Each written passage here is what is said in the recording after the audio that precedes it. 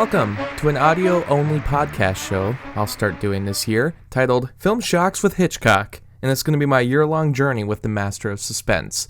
I've wanted to do something like this for quite a while. I'm a Hitchcock fan. I've seen a lot of his work and been working pretty hard to collect all of his movies on Blu-ray.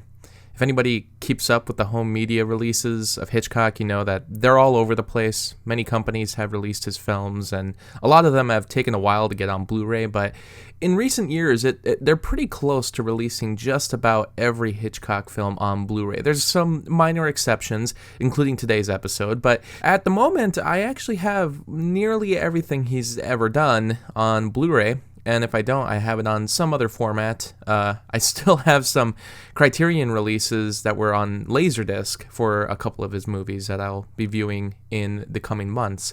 This will be a show that we do every Sunday. And every Sunday we're going to be talking about, a Hitchcock film. We're going to be going in order of release. Hitchcock, at the moment, should have 52 films that are available to watch. Everything else is either lost or, technically there's a film called Elstree Calling, which I believe he only had a part in the making of, but he wasn't the sole director of.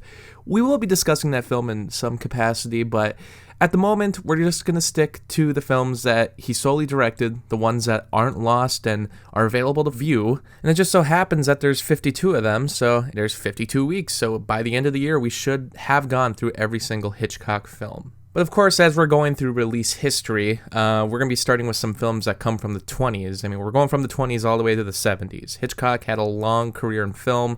He saw a lot of eras kind of pass by as he made his impact on the industry. I don't know if a lot of these earlier films have been viewed by a lot of the common people who really dig into films and love Hitchcock especially. I don't know how many of these movies from his earlier days have been viewed by the overall Hitchcock fandom. The first film that he ever worked on as director was never released. It was titled Number 13. The film went unfinished, and any of the footage that was shot has never been found. I don't know if that's something that could be found in the future, given that the film was never completed. I can imagine that possibly the studio wouldn't hold on to footage like that if it, wasn't to be used for the project at hand, since, it never came out. So I don't know if we'll ever see any footage from that film. But there's actually another film, The Mountain Eagle, that was released in 1926, that came out a year after today's film, The Pleasure Garden. The Mountain Eagle is a lost film. It's up there as one of the most sought-after lost films ever. There's a list of most sought-after lost films, and The Mountain Eagle pretty much tops that list. I believe BFI said it is like the film most people in the world want to see and find. Could it possibly be found someday? Maybe, because there's still some films that are even being found today that, you would never expect them to find more footage of, or the fact that some of these film canisters are still sitting in some collector's basement. Metropolis was only, fully completed back in, I believe it was 2010. So, I mean, the fact that a film that was nearly 100 years old, you were still finding new footage for, it does make you think there's a possibility that these films could be found in some capacity. Since The Mountain Eagle actually was finished, I could definitely buy that film exists somewhere, just collecting dust, possibly deteriorating all to hell, but it would be really great if that film could be found. But The Pleasure Garden does exist in its full form. In fact, BFI restored the film in 2012 along with, I believe it was the Hitchcock 9. There's a blog online titled Brenton Films, which will have a lot of information about home media releases and different restorations that have been done for these films. There's a lot of great information on that website, but basically, The Pleasure Garden was released in 2012 as a live performance with an orchestra. That was the one time it was actually shown in its complete form, completely cleaned up. On the website, actually the YouTube channel, they have a trailer for The Pleasure Garden, and they show the restored scenes. It looks fantastic, but there was a comment on there done by BFI that said, soon to be announced Blu-ray release, and that was 9 years ago. So we're still waiting to even see that film. The composer has stated that the reason the film hasn't been released is because they're still trying to get funds to complete the score. I can imagine that that'd be one reason, but I'm guessing they might have some issues with properly releasing it because of the rights. There's a common, fallacy out there that Hitchcock films are in the public domain, like a big chunk of them that were made before the 1930s. That's never been true. they actually do retain their copyright worldwide. In fact, in the UK, I believe a lot of these films hold their copyright until 2050. The Pleasure Garden actually has entered the public domain at the end of 2021. So it is now in the public domain only in the US. What's interesting about the Pleasure Garden, though, is that you never really find it on one of those cheap Alfred Hitchcock box sets. I have one from Mill Creek that features a lot of the Hitchcock 9, the ones that were restored by the BFI, but of course they're in awful quality. A lot of them look like they were made from VHS transfers. But for some reason, the Pleasure Garden has never been as available as those other films. Granted, there's still bootlegs out there, and they're all terrible quality. But I find it interesting that this film, even though it has somewhat of a slasher premise at the end, it never appears on the other Hitchcock box sets, or with the Hitchcock films that are often put together with horror films from Mill Creek or other cheap public domain companies. So the Pleasure Garden was something that I hardly even knew existed. I remember when I was taking some film classes at the University of Minnesota Duluth, the film teacher didn't even know that the Pleasure Garden was available to watch. I was trying to explain to him that, you can actually watch a copy of it on YouTube. There's actually a copy now on Amazon Prime. That's the one I viewed for today's episode. I think he didn't know it even existed because of what I kind of just stated. There's not like a lot of DVDs out there of this film, even the bootleg ones. The film is available mostly because of a preservationist named Raymond Rohauer. I'm probably butchering that name, but he was the one who released this film, but he made his own edits to it. A lot of the original title cards are not on the widely available version of The Pleasure Garden, which is too bad because Alfred Hitchcock literally did title cards for films before he even started directing. So he did his own title cards for this film. You could see a glimpse of it in the BFI trailer that's available for the restoration, and it looks fantastic. It looks a lot better than the bland versions that were put in, and I believe that would have been in the 1980s when this film was first released on home video, probably in a cheap VHS package. The original title cards look way better than what they have in there now. Granted, they're just title cards, but it's kind of that extra Hitchcock touch to know that Hitchcock actually made those title cards, and now we're not able to see them on the widely available version. It's really too bad, but it's another reason why BFI should finally release the full version of the film on Blu-ray or DVD. As I was looking up some different details about this film, with silent films, it's always a matter of trying to figure out what the proper runtime is.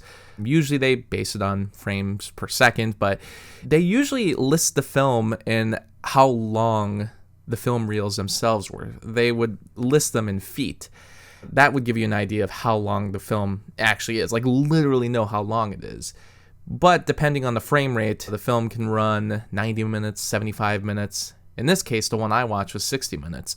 That's not the completed version. I believe there were some scenes chopped out entirely that the BFI has now restored. This film is also tinted. There are some black and white versions out there, and I believe there's some DVDs out there that don't even have a score. But like I said, I watched the version that's on Amazon Prime. It's tinted, there is a score with it, and the score is not too bad. It actually fit with the film. It's not just some public domain work. I mean, it could be just some free music, but it didn't seem like it was. It seemed like it matched the film pretty well for the way the story had to be told. There are 3 films also titled The Pleasure Garden. There's this one. There's 2 others, but both have nothing to do with this film. This film was actually based on a 1923 book, but the other 2 have nothing to do with the book or this film.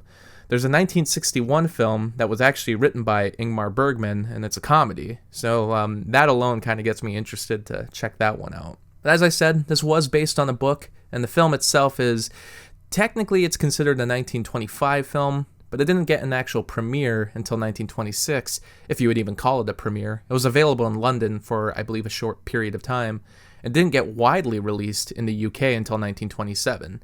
If it was even released anywhere else in the world. So I've heard multiple release dates for this film. I usually like to go by the premiere date. On Letterboxd, they actually list that this film was released in 1925.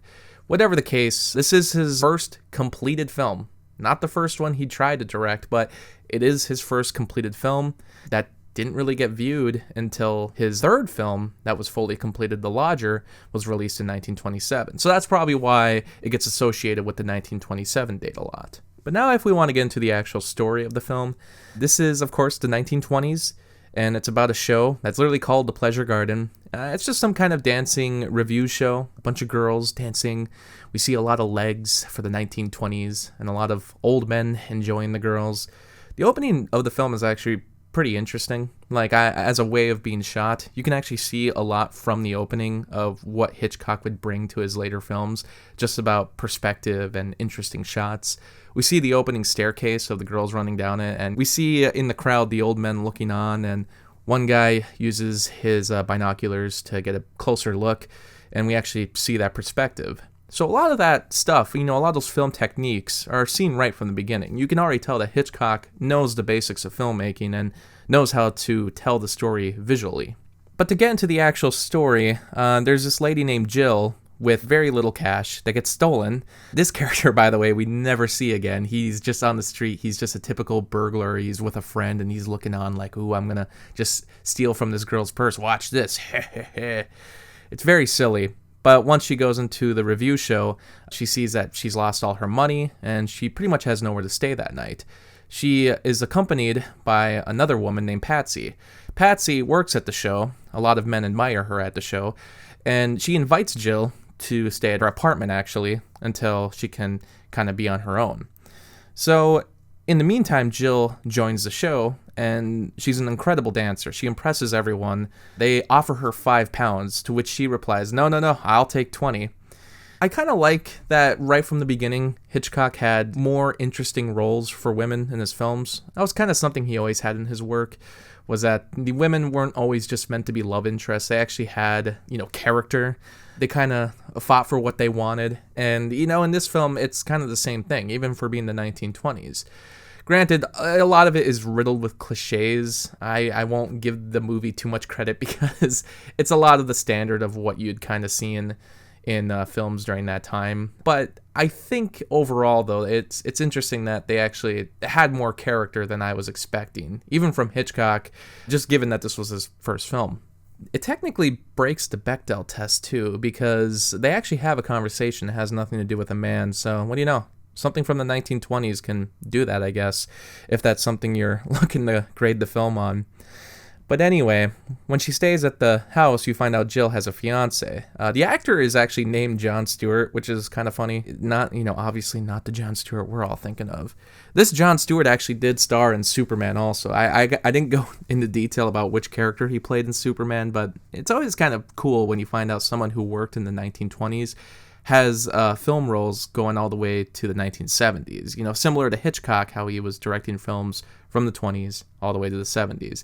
It's just incredible to think that that span of time of like 50 years, someone can have that many roles and see the film industry change so much. He's Jill's fiance, and he's also part of a company along with his, I guess you would call it business associate, and they're going to go work on some plantations. Now, when they dropped that term, I was thinking immediately like, it's that kind of movie, plantations and such. But they don't go to the plantation that you're really thinking of. They do go to a different country, not one that I think is ever really disclosed. You kind of see where they're doing their business later in the film. But basically, they have to travel, and in the meantime, he's hoping that Jill will wait for him, which she's his fiance. I can kind of see why he'd hope she'd wait for him, given that they've already been engaged. But Jon Stewart's character interacts with Patsy at the beginning. He's already aware of Patsy because, Jill told him that Patsy would be staying with them. But since Jill's becoming so popular at the dance show, she eventually kind of takes the liking of the other gentlemen there who are giving her this attention. And that's kind of how the story frames it. She eventually meets a prince, a literal prince. Someone calls him a fake prince, but basically this rich guy. She decides to impress him enough to basically become his woman. She ditches the fiance and immediately is taking on this prince guy now. So Jon Stewart's just there out of luck. From there, though, you would think the conversation that the fiancé and that Patsy are having in the apartment, you think they maybe will have a liking to one another? They do a comedic pratfall at one point where they just kind of run into each other. But of course, they can't be together. She is the roommate of the fiancé, and he is to marry the fiancé, so they can't be together. they can't have any romantic chemistry. But of course, they try to show that they do, in fact, have romantic chemistry. However, that's not really where the film goes with it. It's not like those two have this kind of back and forth, will they, won't they. Instead, Patsy ends up with the business associate. He's this older man who will also be traveling to the plantation. It kind of comes out of nowhere, but I guess it's because Patsy at that point is desperate. I didn't know how the film was going to frame this at first because it seemed like it was going to be the kind of story where, Patsy is the older one at the show. She's had her years of being the headline dancer, and now this younger woman comes out of nowhere, unseemingly like she'd be able to take over the show, but she essentially takes over the show, takes all the attention away from Patsy, and eventually Patsy's left with nothing while Jill pretty much abandons her. And in the meantime, there's that one point Patsy needs some money. She actually asks Jill, and you would think, given the fact that she gave Jill some help when she needed it, Jill would return the favor, but that doesn't happen. It's the kind of story that I feel like we've seen before from two different kinds of perspectives. One where the younger replacement is evil, whereas other films present them as more likable. I think of films like All About Eve or The Black Swan. And it doesn't really end up taking that route, though. It's not that kind of story. Instead, they focus a little more on Patsy, her struggle, and the fact that she has this relationship with the business associate. The business associate, named Levitt, eventually travels to Africa with Jill's now former fiancé, Hugh. In the meantime, he's actually hitting up a local villager. Yeah, so he's just straight up cheating on Patsy. I guess it wasn't really unexpected. They show him to be a bit of a loser, a bit of a drunk. He's really out of it when he's out in Africa. Meanwhile, Hugh, which we don't see a lot of, we eventually see that he actually has the flu, and Patsy wants to go and do something about him. I don't know if you know this, by the way, I'm telling this story, though, because Patsy does travel to Africa. She does comfort Hugh. In the meantime, it pisses off Levitt, who is now her husband. But if you're noticing, Jill kind of falls out of the picture completely. Like I said, the film is initially kind of done from her perspective. You think when she's introduced to the Pleasure Garden that she's going to take over the show, and then she would kind of be the main part of the story, and that Patsy and Jill will have a struggle between each other, where Patsy feels that, the show was stolen away from her, and Jill is getting everything she wants and is now the new fresh ticket, the one that everyone really wants to come and see. But it doesn't really do that. Jill ends up with the prince. It's not the greatest of a relationship. You can see that they don't really have a liking to one another. The prince just kind of wants to get all over her, and she doesn't let that happen. There's a little bit of a comedic moment where he's trying to kiss her, and Jill just puts a cigarette in her mouth. Won't allow him to do that because obviously the cigarette's in her mouth. And then at one point he tries to get her from the side, and she turns aside and burns him with the cigarette. There's a little bit of a comedic moment there. But for the most part, after Patsy travels to Africa, we don't see Jill again. Jill's story is done. I guess I really shouldn't complain that the story didn't end up doing something similar to All About Eve or something similar to The Black Swan. It does its own thing, but I feel like the other story just isn't as interesting, where Patsy travels to Africa, finds that her husband is cheating, and, eventually comforts Hugh instead. It's obviously shown to us from the beginning that Hugh and Patsy should be the ones together, and, the film kind of goes in that direction. The dog that lives in the apartment actually indicates this for us. The dog is not a fan of the new husband, Levitt. From the beginning, he's barking at him, and it's even commented upon by the innkeeper at the end, who says, well, the dog was right. And it's kind of funny. I had read a review beforehand that said, always listen to your dog, and it kind of made me wonder, what is this movie about? I wouldn't expect that the dog talks or has a huge part in the film, but what do you know? The dog doesn't talk, but it's essentially giving the biggest warning that the innkeeper notices. Levitt, the husband of Patsy, is basically ignoring her for months. He won't write back to her. It's only when Hugh, who has the flu, needs some comforting that she comes to Africa. In the meantime, she goes to see her husband, only to find that... And by the way, this is it looks like an absolute trashy place. Like the bed is falling apart. It just looks like the last place anyone would ever want to stay. And there's her husband just drunk, laying around, and there's some young woman there with him. The young woman is some villager, and if I can find the name again, there's not really a lot of information about this actress. The actress's name is Elizabeth Papritz, and her main role in the film is to be this younger woman that he ends up with.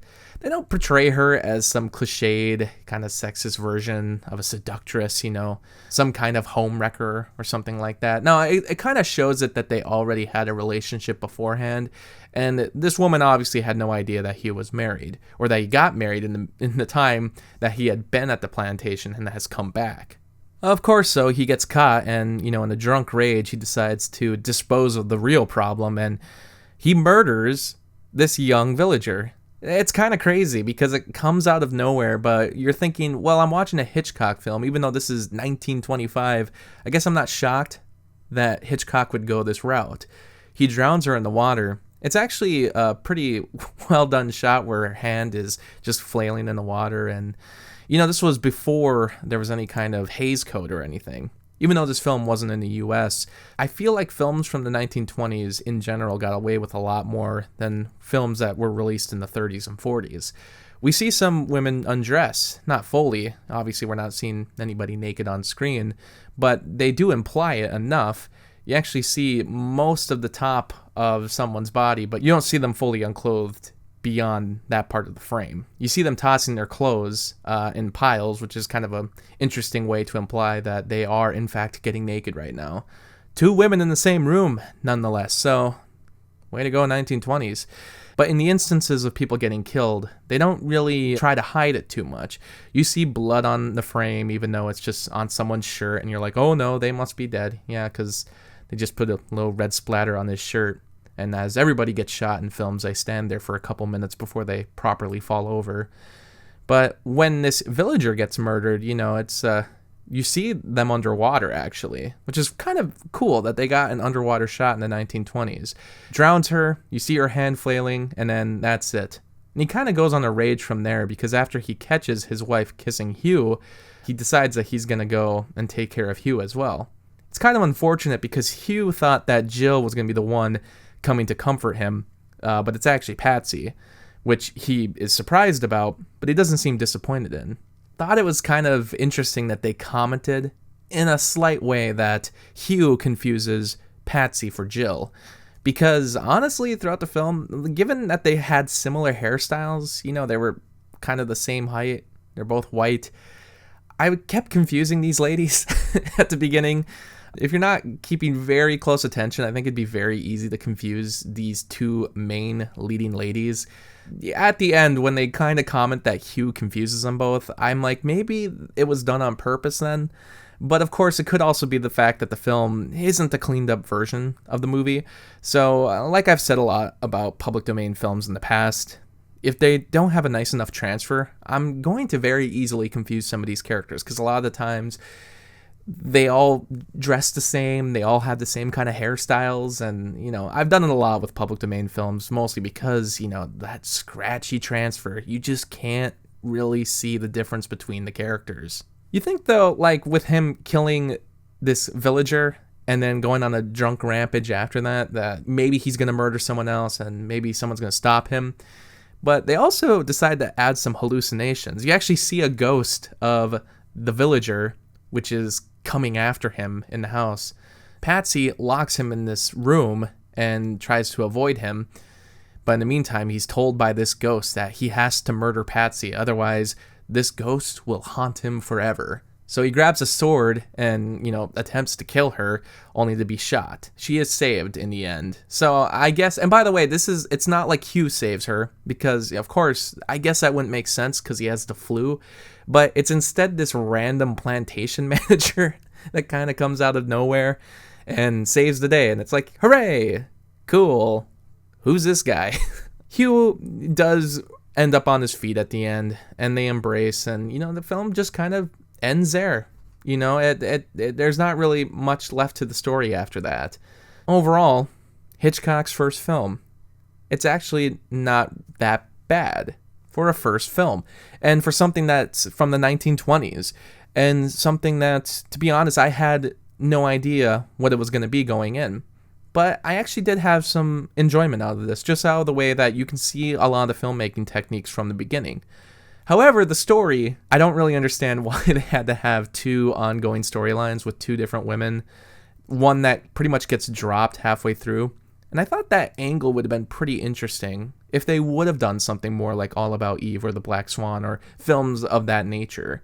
But it was the 1920s. I guess, even doing that kind of story probably wasn't a thing at the time.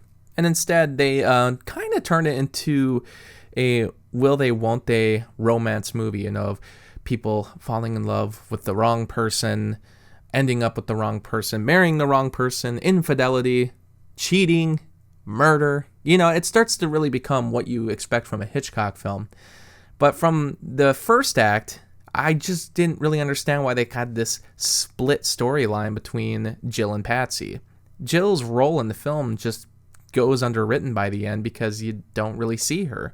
She's only there to break up with her fiance and to leave Patsy on her own. I guess there's supposed to be some irony there that, you wouldn't ever suspect Jill's character to do something like that, like to abandon Patsy and not help her in her time of need, and to also completely take over the show and not be as shy as you would have expected. But I guess at the same time, if they didn't have that stuff, then this would have been a simple story about a woman who is on her own, who needs some help, and marries the wrong guy. It's like we've seen those movies before. I guess adding that extra aspect with a supposed friend maybe improves things. But overall, for the 1920s, I think it works. I still think it works today. I was wondering if maybe the reason they've held off on doing a Blu-ray release on this film for so long is possibly because the film isn't all that great. But after watching it, I'm like, this is kind of comparable to other Hitchcock films of that time, of the lower tier Hitchcock films, but it's certainly not one of his worst movies. A lot of what he would do in the future is here. It's there on the frame.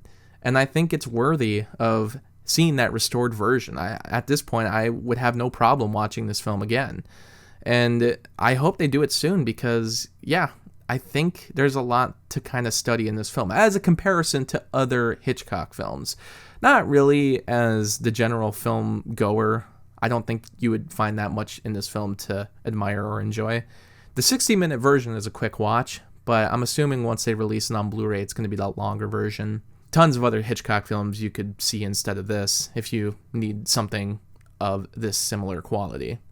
I might be giving this more credit than it deserves, but overall I think I would give this 3 out of 5 stars.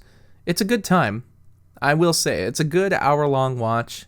I enjoyed it this Sunday morning, and it didn't feel like something that he was commissioned to do, and he just did as a first-time job and maybe didn't have as much freedom as he did with his later work, but I could sense there was a lot there that would show up later in his other greater movies. So 3 out of 5. If you want to give it a watch, it is available on Amazon Prime. You can also watch it on YouTube in various different forms and in various different quality, and also with different scores.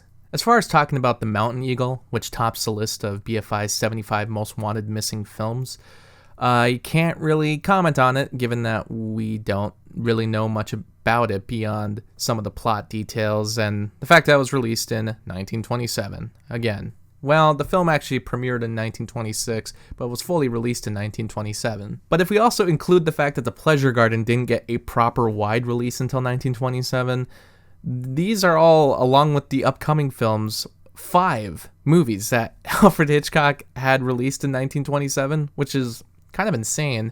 The next episode we'll be discussing The Lodger. We'll be looking at the Criterion version of that film. But again, we also have The Ring and Downhill that will be coming up in the coming weeks, and all of them, 1927. So people in 1927 got a lot of Hitchcock. They learned a lot about what this guy was going to be like, and they must have liked what they saw because he would continue to create films all the way until the 1970s. So that was the pilot episode of Film Shocks with Hitchcock. I will be working to improve the quality as things move along. And as, we improve the quality of the show, the quality of the films will improve as well.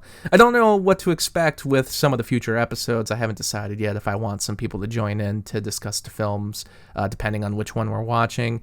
At the moment, I think it's just going to be me spending a Sunday watching some good old Hitchcock, learning some new details about his past, learning some new techniques that he presented in earlier work.